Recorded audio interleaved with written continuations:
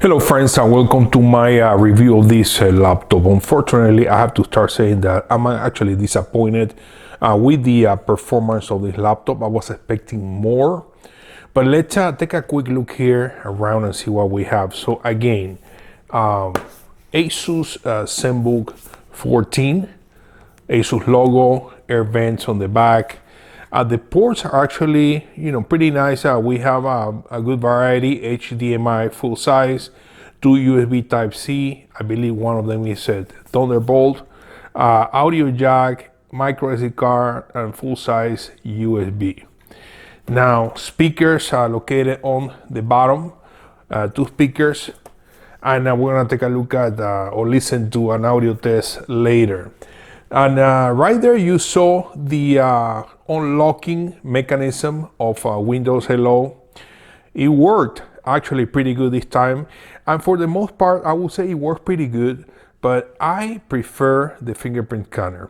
I just feel like the Windows Hello, it's not reliable 100% sometimes, depending on the conditions of the light and all of that.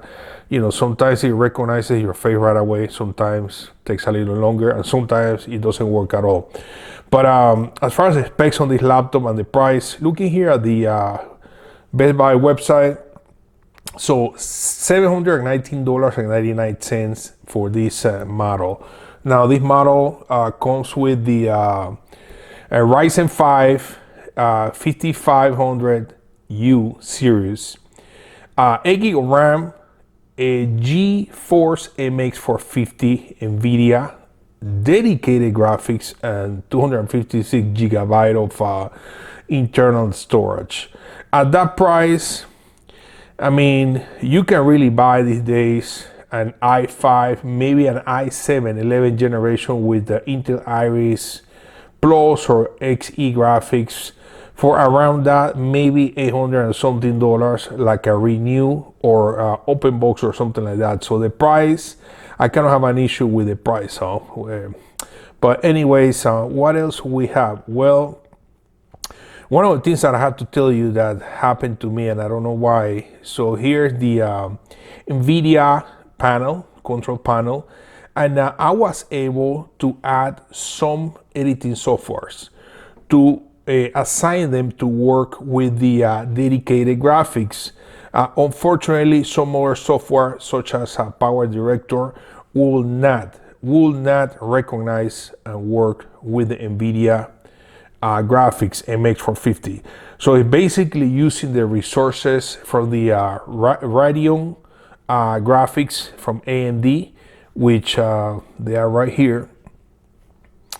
And I mean, they were good, but I edited some videos, and basically when using the AMD Radeon, I would say they're actually under performing comparing to the Intel Iris Xe graphic.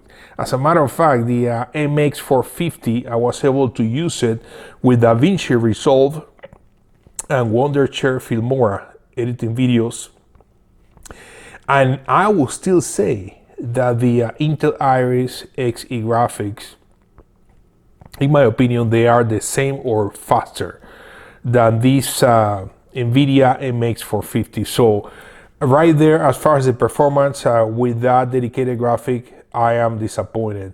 Now, when it comes to the keyboard, this is another big disappointment. This silver platinum color keyboard, it's a horrible combination. Nothing better than black keys, because this makes it really difficult to see when you are, even during the day, and at night the light from the backlight keyboard, which is on right now, it's pretty much not that great. So as far as the keyboard, the feeling of the keyboard, it's fine, but the color, I don't like it. The trackpad, it's a pretty good size. It's been working fine, very responsive and all that. Now, as far as battery life, I was able to use the computer playing YouTube videos non-stop in pretty much for about 9 to 10 and a half hours. power saving mode. So as far as that, no problem. I will say the battery is pretty good. Speaking of the battery, it comes with a 65-watt charger, quick charger, and basically in about 30 minutes you can get up to 60% of charge. So that's pretty good. As you can see, the screen is a matte finish, so it's not reflective at all.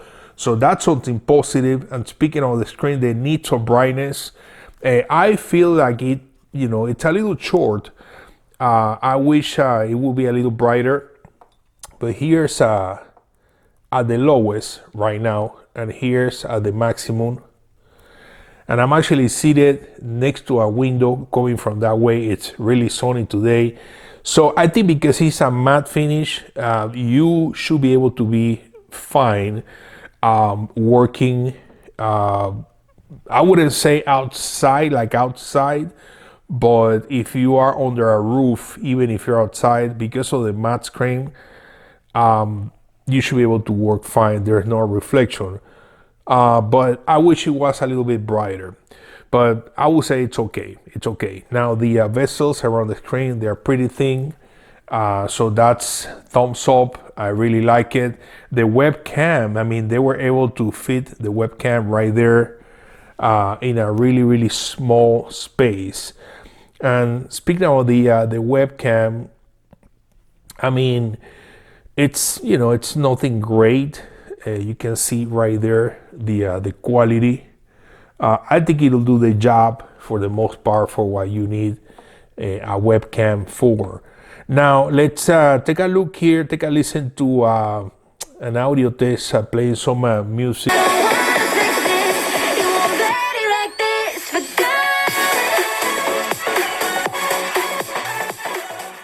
To share with you here some results of CrystalDiskMark, and these numbers are not good. If you do a web search for CrystalDiskMark, benchmarking results, these numbers are not good. So keep that in mind. The read and the write of this internal hard drive, it's not good, and that's actually something that is impacting the video editing, how fast or how slow the hard drive can read and write when you're editing a video. Another result that I have here is the Cinebench, and as far as the multi-core, we have 6,246 points, single core 1,175 points. Those are not bad numbers. So this is based on the CPU, and this is Ryzen 5, so it's pretty good. When it comes to gaming, I'm not a gamer, but I was able to test some games. I am pretty sure the games that I tried were not anything like super heavy games or anything like that.